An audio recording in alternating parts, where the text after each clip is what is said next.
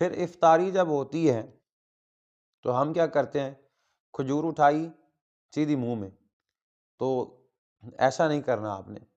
آپ نے جب کھجور لینی ہے تو کھجور کے دو حصے کرنے ہیں، اس سے گٹھلی نکال لینی ہے۔ ایک تو غلطی سے گٹھلی آپ کے اندر نہیں چلی جائے گی، دوسرا جب آپ کھجور کو کھولیں گے تو آپ کو پتہ چل جائے گا کہ اس کھجور کے اندر کوئی کیڑا تو نہیں جو مضر سے ثابت ہو، جو نقصان دہ ثابت ہو۔ تو کھجور کو پہلے دو حصے کریں، پھر اس کی گٹھلی نکالیں، پھر کھائیں، دیکھیں اگر اس میں کوئی کیڑا وغیرہ نہیں ہے تو پھر اس کو استعمال کریں،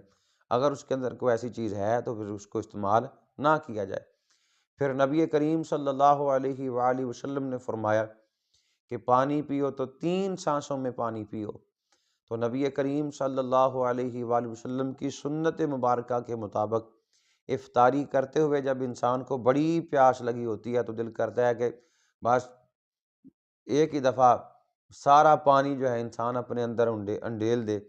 لیکن یہ نامناسب طریقہ ہے، خلاف سنت طریقہ ہے، اور یہ صحت کے لیے نقصان دہ بھی ثابت ہو سکتا ہے۔ ٹھیک ہے جی، تو اس لیے 3 سانسوں میں پانی جو ہے وہ پیا جائے، اس سے صحت بھی ہے اور اس طرح پانی جو ہے وہ انسان کی پیاس بھی بجھاتا ہے۔ تو یہ طریقے ہیں جو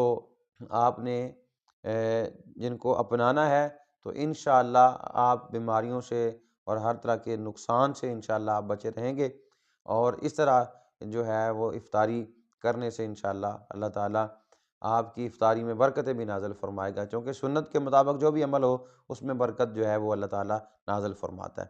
اللہ امین باتوں پہ عمل پیرا ہونے کی توفیق انیق عطا فرمائے۔ السلام علیکم ورحمۃ اللہ وبرکاتہ۔